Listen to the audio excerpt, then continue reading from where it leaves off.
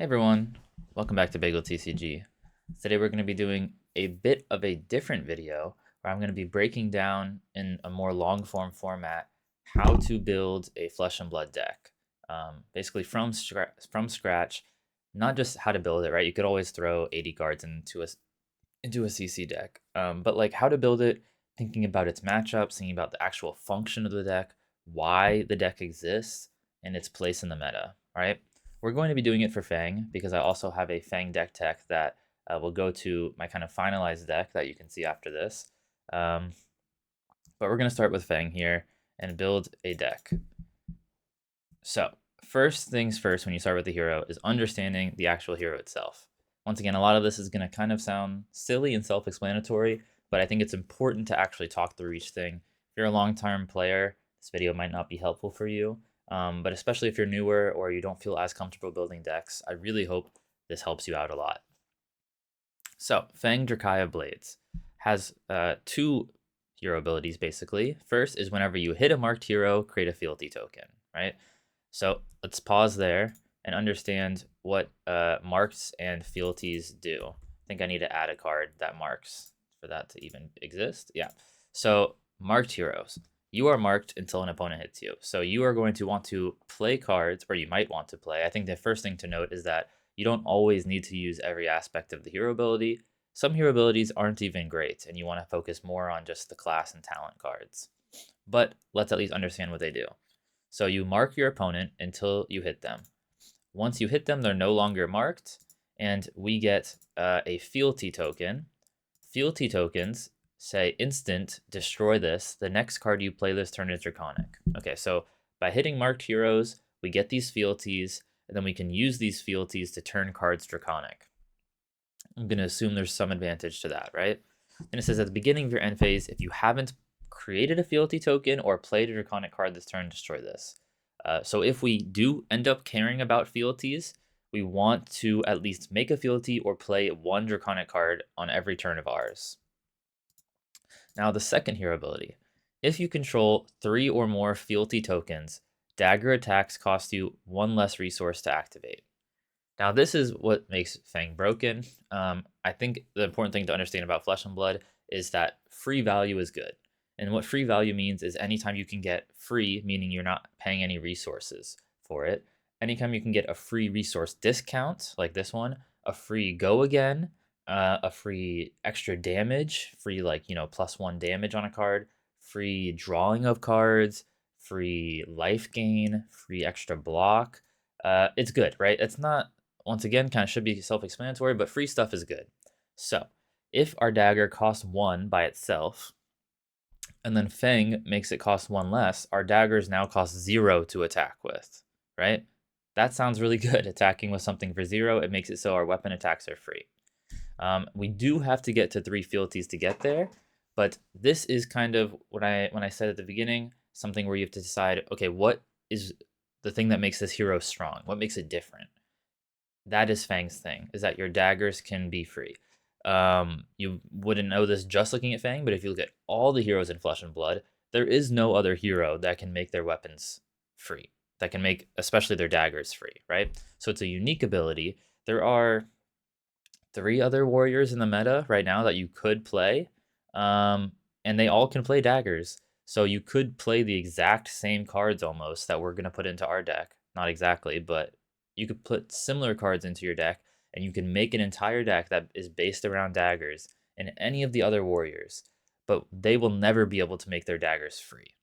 And free is good. The most important thing that free does for any deck in Flesh and Blood is it could make you go pitchless. Pitchless is basically where you don't pitch any cards on your turn, right? So if you have 4 cards in every hand and all of them cost 0, you can just play all 4 of them out and then end your turn, right? If you have cards that cost 1 or 2, you have to pitch a card, usually a blue card, and now you're kind of down a whole card. You're not down the card, you're getting extra value from the card you played that costs stuff, because it should be stronger if it costs 2 than costs 0. But you are being you can be a little inefficient when you pitch. Pitching is like not bad, but generally it's if you can play a whole turn without pitching, you're in a pretty good spot. So that is where we're going to try to take Fang. Now we can look at what daggers there are. there are two daggers we can play, but one of them was literally designed for Fang. You can probably tell because it says Draconic Warrior, and this one is just a regular warrior weapon. They both cost 1 though, which is nice. Quicksilver Dagger we're not going to end up using. It costs 1 and attacks for 1. And it says if another weapon you control has gained Go Again, this has Go Again. So it has a way to get Go Again, but it's only ever going to attack for 1. Obsidian Fire Vein says if you've played a Draconic card this chain link, this gets +1 and Go Again. So if we play a 0 cost Draconic card and this costs 0, it then becomes 2 Go Again for 0 resources, which is needless to say really strong. So we're going to add those in, and we're going to build our entire deck around this combination, right? So we want to get to 3 fealties, and then we want to play pitchless after that, because at first, at the beginning of the game, of course, these are not free. It's not until you get to 3 fealties. But once you're there, these are free, and we want to make it so that we can play without pitching any cards, right? So now we understand the strong thing we are trying to do with the deck. Now, let's understand the meta, right? This is, if you watch my tier list video, a basic estimation of where I think the meta is. The most played deck by far is Aurora, right? Aurora is a quick deck. It's an aggro deck, so it's going to make the games go pretty fast.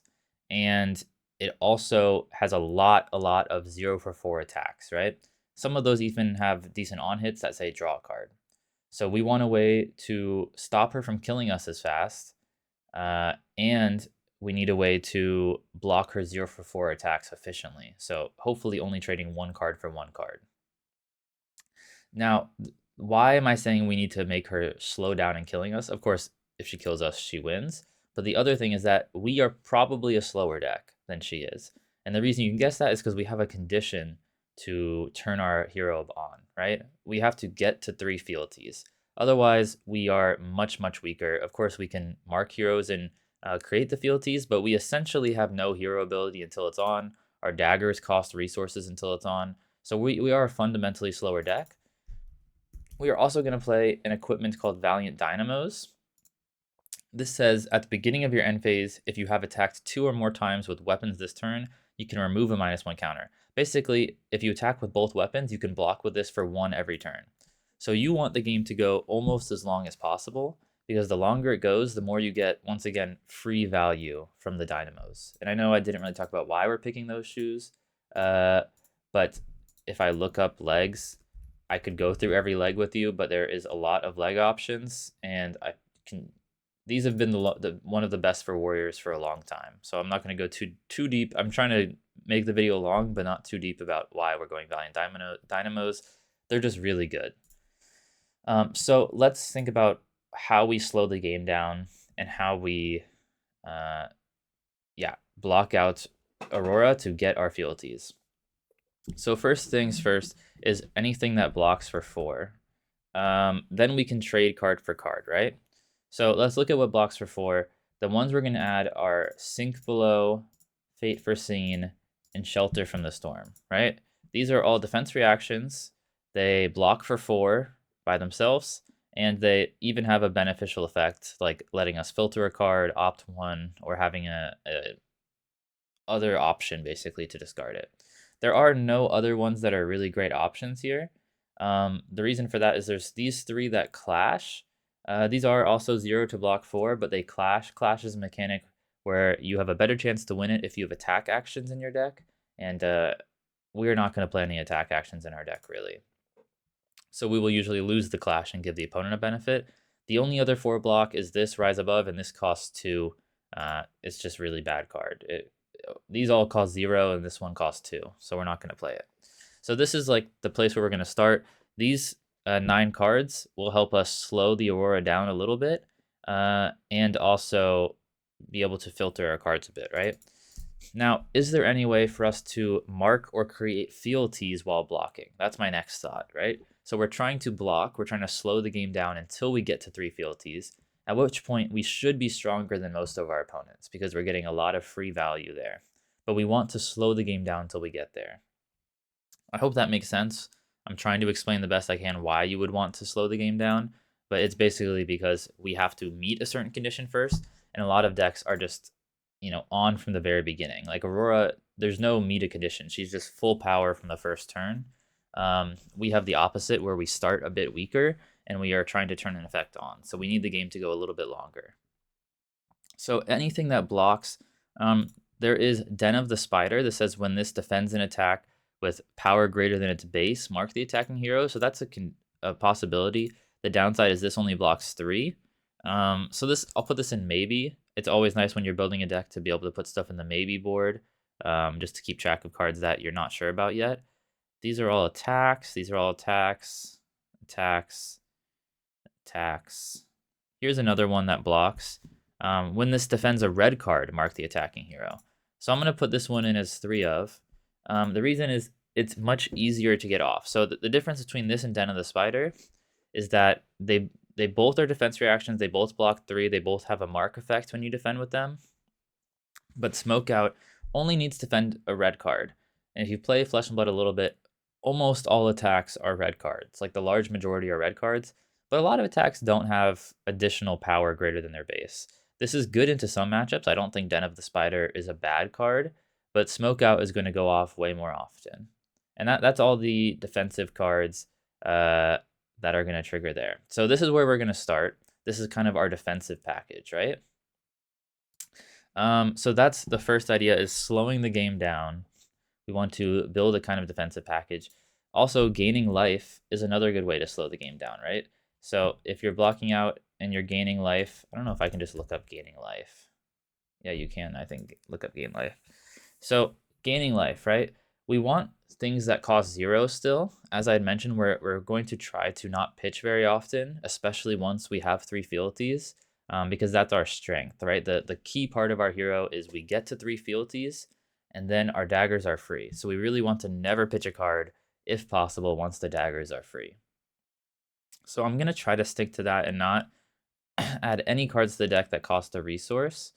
This gives you 1 life if you've been dealt Arcane and instead gain 4. I don't know if that's consistent enough. This gains you a life when you block with it, but it costs 3. This gains you 3 life for 0, but it doesn't have go again, so it uses up your entire turn. I don't really see any good options except for Sigil of Solace here. So Sigil of Solace is gain 3 life. Just like this other card here, they both just gain you 3 life, but this one's an instant. So you can play it at any time. It's not going to use up any of your actions for the turn. Really nice life gain. So this is, yeah, I think now where I'll stop the defensive package. 15 cards, it's out of 60 is 1 in every 4 cards, right? It's 25% of our deck. You draw 4 cards a turn, so 1 in every 4 cards, 1 card per hand should be defensive at least, which is pretty nice. You don't want to go too much past that unless your deck is really, really defensive. You don't want to go too much past that because if you draw a lot of them together, like if your whole hand is defensive cards, you can't really do anything, right? You can just block and then pass the turn, but you're not putting any pressure on the opponent. You do need to at least make it so they have the potential to die and lose the game, right? Otherwise, the game just goes to you blocking forever and them attacking you forever, and then one of you runs out of cards, which is a mechanic called fatigue that some decks use, but it's not going to be the one that we're focusing on. We are trying to actually kill them at some point with our daggers. Okay, now let's look at our more offensive side of the deck. This is going to be a bigger part because we really need to play draconic card every turn, right? Why do we need to play a draconic card every turn? First of all, the weapon. If you've played a draconic card, this chain link, this gets +1 and go again. Chain link means it has to be an instant or a reaction, right? Because chain link is on the dagger's exact chain link. Also, as you saw with the fealty tokens, you lose them if you haven't played a draconic card that turn. So we're going to look at our draconic options here. And we're especially looking at instants or reactions.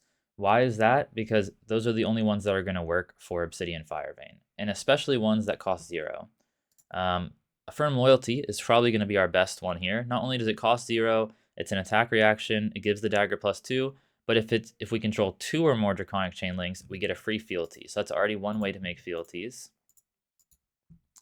That's not a reaction, that's not a reaction. We're going to add 3 Blistering Blade. Another 0 for +2. Doesn't make a fealty, but instead gets +3 on the second link. Let's see. None of these cost 0. There's the potential to add Imperial Intent. It costs 1, but 1 less for each Draconic Chain Link, but there's no upside. It's just +2, so it's kind of a weaker version of these. These have other upside, like making a fealty or getting +3. This one's capped at +2, so we'll leave that for now. It's a bit too weak.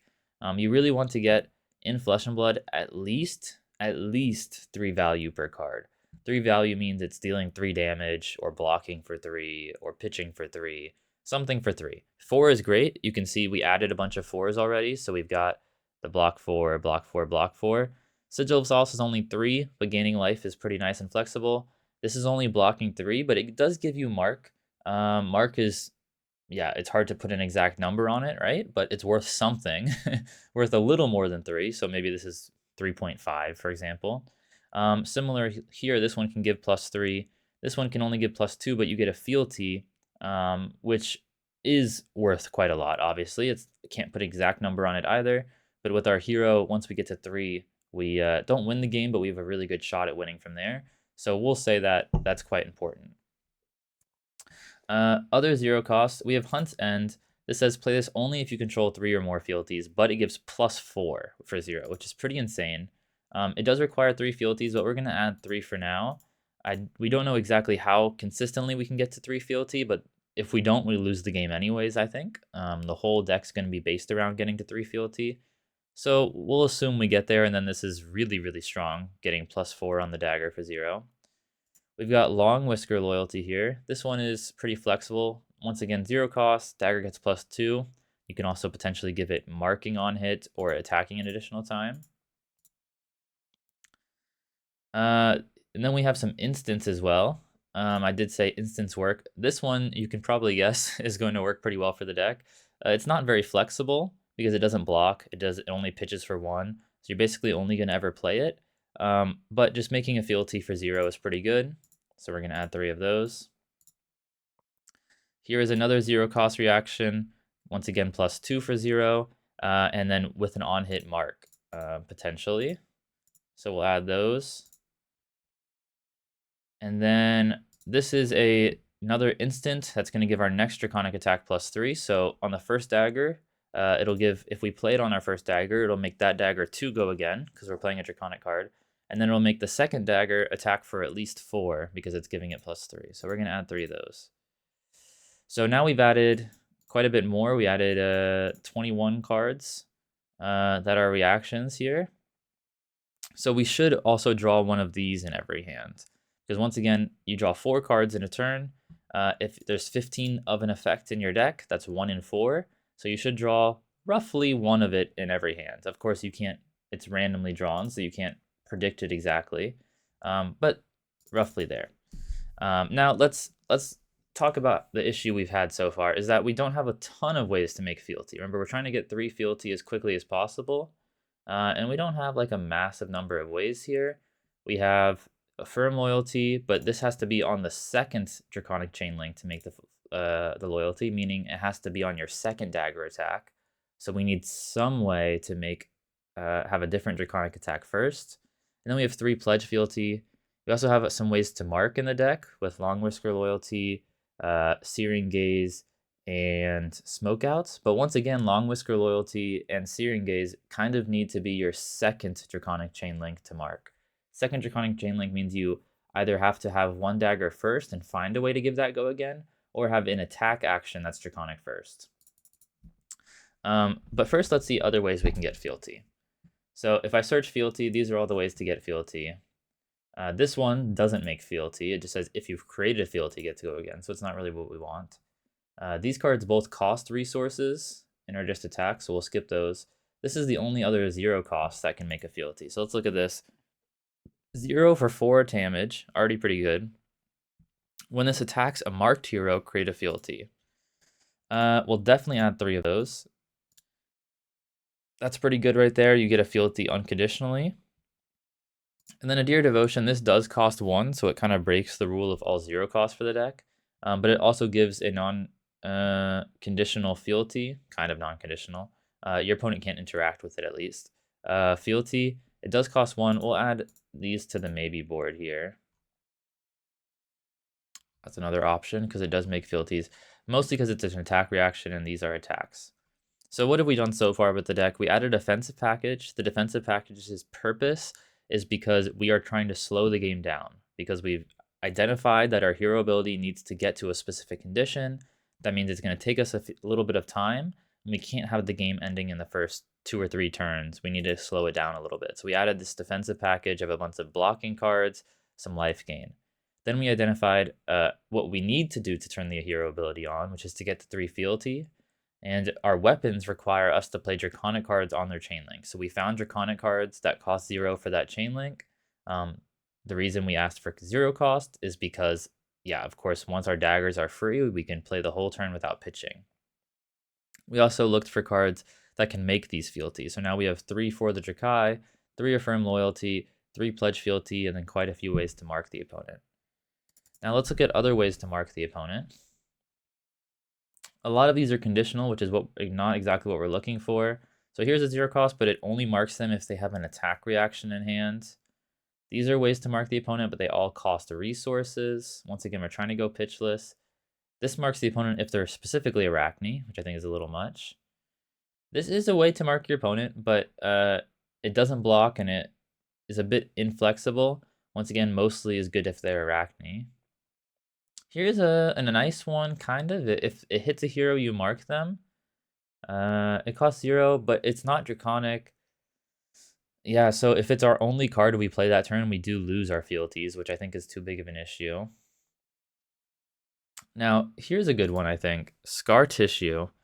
Target dagger attacks gets +3, and when this hits a hero, mark them. So it lets us kind of not let the opponent know about it. This one is just an attack, so they can just block it. This one, they won't know it's coming, so you can just get through on top and hit them and mark them. And if you play it on the first dagger, you can try to get the fealty with the second dagger. So we'll add 3 of those. And then I think that's good. You can see I'm just looking at the reds. It's because usually in Flesh and Blood, you just, for effects that you want to play out, want to be looking at the red cards. Sometimes you can look through everything, of course. For example, we look through the rest. It's all just other copies, but maybe there's this unique card like Relentless Pursuit that does mark the opposing hero unconditionally. But I don't know if using a whole card to mark them is good enough. For example, compared to this one's 3 damage and marking them. That one's just marking them, so I don't think that's quite good enough. Okay, so we have this base here. The only other thing that I want to look at is any draconic cards that have Go Again that are attacks. The reason we want that is because a lot of these things care about having 2 or more draconic chain links, and so we're kind of looking for that, something to get that first chain link. So the first card that's really good for that is Oath of Loyalty. 0 for 4 attack. It does have the condition where you can only play draconic cards the rest of the turn, but most of our deck is draconic, and it will just get that first chain link for us. This one is an option still. We'll add it to the maybe board, but it's only 0 for 2, unless they're marked, which we can do sometimes. This is 0 for 0. 1 cost. 0 for 4, but it doesn't always have Go Again. Probably the easiest one to get off here is Blaze Headlong. If you've played another red card, this gets Go Again. We could always just start the turn with the Sigil of Solace or with a Pledge Fealty. So there's quite a few ways to start the turn with a red card. And it's still a 0 for 4 Go Again, so I think we'll add this. I'm just going to add it to the inventory because it is only a 2 block. It's a little less flexible than Oath of Loyalty, which is a 3 block. So I'm going to add it to the sideboard. It might be better if we're trying to be aggressive, right? For example, if we're trying to block, this card's pretty bad. It's only going to block for 2. Of course, it attacks pretty well, but I think most of your cards really need to either be really good on offense, like Scar Tissue giving +3 and mark, or it needs to be good at blocking 3 at least. Okay, so we have 45 cards, and then I think we just need to add some resource cards, right? I know we're trying to go pitchless, but we do need to start out the game pitching for the daggers. And once again, if we do 15 blues, we should draw roughly 1 per hand. So we're going to go for that.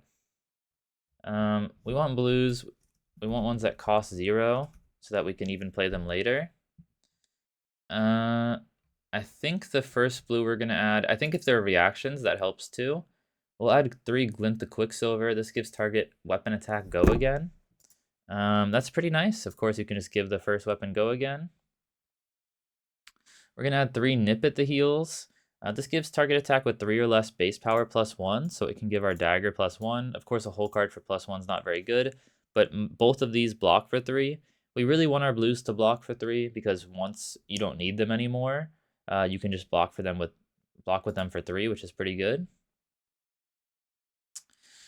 3 blocks. 3 blocks that give +1. Is there any others? Block 3 +1.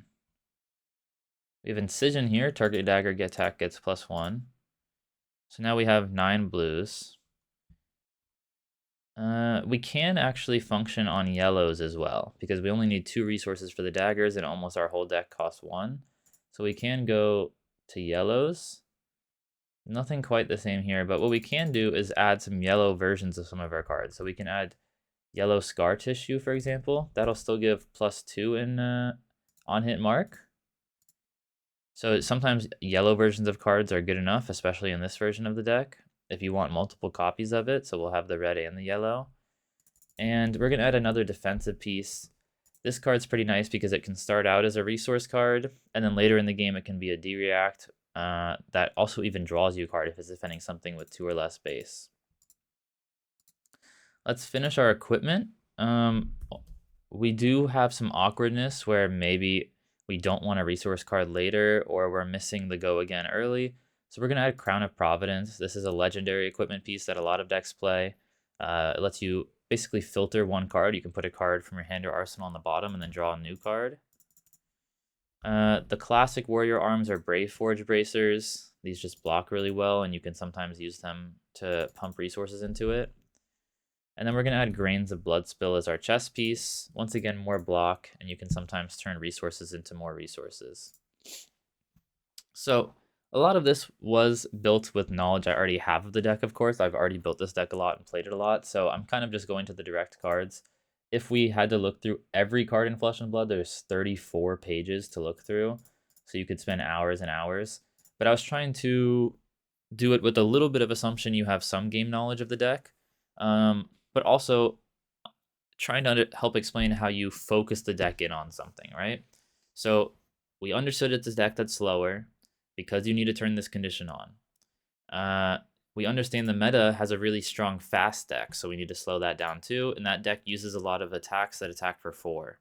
So we added a bunch of cards that block for 4 so we can block them and slow it down a little bit. Then we understand that our daggers need to play draconic cards to get go again. We also understood that we were trying to pay 0 resources for them at some point, so it'd be nice if we could just pay 0 that whole time. So we added a bunch of 0 cost reactions, and we added some more ways to get fealties and to mark the opponent. And then at that point we realized, okay, we do have to pitch for the daggers at the beginning because they will cost 1 at the beginning. So then we rounded it out with these resource cards. These could even all be yellow maybe, because we don't really need the extra resource, but we can use it on stuff like our chess piece and on our gloves, which both have a 1 resource cost to use them. So at that point maybe the extra resource from the blue is good. So you have this deck. The only thing I would add on for understanding a building of a deck is how to use the sideboard, the inventory here. The important thing for this is understanding what your main version of the deck is bad into. So we have all these blocking cards, right? This card, Shelter from the Storm, Sigil of Solace, Sink Below, Smoke Out, all these red blocking cards. But what if our opponent is not very aggressive? What if they're really slow? What if they need to set up? And what if once they set up, they're actually stronger than us? So what if it's, we're kind of in the middle, and we're definitely slower than Aurora, right? So we have these other cards to slow her down because she's the top deck in the meta. But what if we end up playing something like Enigma, who, if she gets set up, will definitely beat us because she's a slower deck. She's really slow, but she has like probably the strongest setup in the game right now, which is why she's also a top deck. She's not as popular as Aurora, but once she gets set up, she's unbeatable. So we need a way to slow her down. Is blocking going to slow her down? No, she's trying to set up just like we are. So we need things to swap in for those. So more aggression is what we need. So we have these Blaze Headlongs. These cost resources, but if they're setting up, we're usually not going to be blocking at all. So we can maybe have extra resources to do with these Endear Devotions. Jagged Edge is a good card for Enigma because they have a lot of damage prevention, so we're adding these in. But just understanding how to swap stuff out, right? So for example, in this scenario, I would want to at least swap out, maybe 12 of these, like the Sink Below, the Fate Foreseen, the Shelter, the Smokeouts, all the defense reactions. Sigil of Solace maybe is still fine because even if they're not attacking you, you can play it for a life buffer a little bit. But we would need like 12 copies of cards that can be more aggressive. I'm just going to show off the kind of finalized version of the deck. It's not one-to-one with what we just looked at. This has been tuned and optimized over time, but really it started in that same position. I'm going to be doing a full deck tech on this one in a few days that you can see as well. But this is kind of the finalized version of the deck. Actually, I might put this out first. So if you've already seen this deck tech, this is more explaining how to get here. It's almost the same. There's like, instead of yellow scar tissue, there's Provoke. I added this drop of Dragon Blood. And then you can see it has basically the same defense reactions. It's got some sideboard equipment pieces, but it's honestly almost exactly the same just from there, because that's kind of the fundamental of the deck, understanding what the deck wants to do and how to get there. So you can see against Aurora, I am playing this Null Rune Hood because they use Arcane, but otherwise it's, yeah, almost exactly the setup. You can see I ended up trimming one Hunt's End for the drop of Dragon Blood because I thought it was a little better, but otherwise it's almost exactly what we just built. And then if I look at the Enigma matchup, I'm playing, for example, this Tunic instead as a chess piece because this is really good in long games and you can expect that game to go long. And then we have some cards that cost resources like Jagged Edge, Endear Devotion, and Fire and Brimstone because they allow us to sideboard out all of these. You can see we sideboarded out 11 defense reactions because, yeah, otherwise we would not be able to kill them fast enough or put any pressure. So we're just playing the 3 Sigil and 1 Sink Below. I would cut the Sink Below too if I could, but I don't have enough cards to swap in. But we have cards like Endear Devotion, Fire and Brimstone, Scar for a Scar, Jagged Edge coming in, Blaze Headlong. These all deal damage that we want to put pressure on. So kind of having what some people call in Flesh and Blood a switchboard, which means you can switch game plans using your sideboard from more defensive to more aggressive. A lot of decks do this. Not every deck does this because some decks just have the same game plan into everything. But a lot of decks will have some kind of quote-unquote switchboard where you can maybe switch between being more aggressive and more defensive. But yeah, that is how I start with the deck.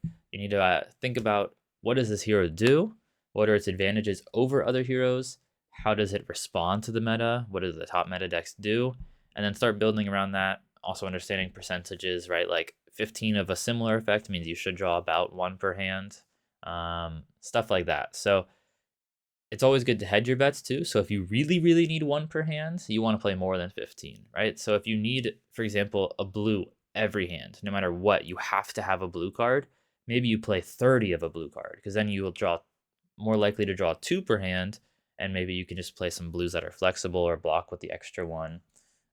So you need to understand exactly this deck can function a lot of the time without a blue or any resource card, especially once we're online, we need 0. So we can be a lot lower on the number of resource cards. Thank you so much for watching. Especially if you're a newer player, I'm sure you'll have some questions. Please leave them in the comments. I'll be happy to answer. I could even do maybe a Q&A video or something if there's a lot of questions. But thank you so much for watching. Remember to like, subscribe, comment, check out the tier list video and the Fang deck tech video if you haven't already.